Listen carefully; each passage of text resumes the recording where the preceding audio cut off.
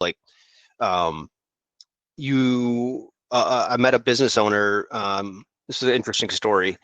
Business owner flying to Florida for the family vacation. Guy's 53. He just sit next to me, starts chat with me, and dude, he was dressed just like your average Joe. Not first class for those wondering. I wasn't flying first class. And we start talking, and he's like, "Dude, I sold my business." And I was like, "Oh, cool, cool." I was like, "What was your company's name?" Tells me his name, dude. I cold called the guy back in 2020.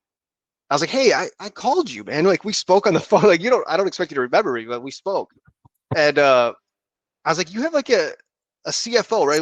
And this is not meant to be racist or anything, but it was an Indian guy, right? Like he's like, "Yeah," said his name. I was like, "Yeah, yeah, we met. I drove out to your farm, and him and I met, and I just told him I think you were in a good spot. Like your pricing was good." Or whatever. He's like, "Oh yeah." And anyways, so full circle moment there. And then he sells his company, $20 million. Had some real, he told me the whole background story, how he bought the company, all that stuff. But his last thing, he told me one of the last things before we kind of departed on the plane was, "Hey man, one bit of advice, like don't work as much as I did." He's like, I said, "Oh, is that what cost you the family?" Because he got divorced about 15 years ago when he was about 40, about my age now. He's like, "Yeah."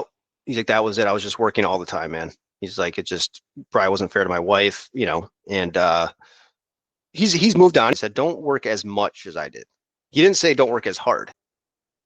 When you do work, be very focused and intentional in your work. And then you have time to devote to your family, to all other stuff when you're outside of that 6 to 8 hour window a day that you want to work.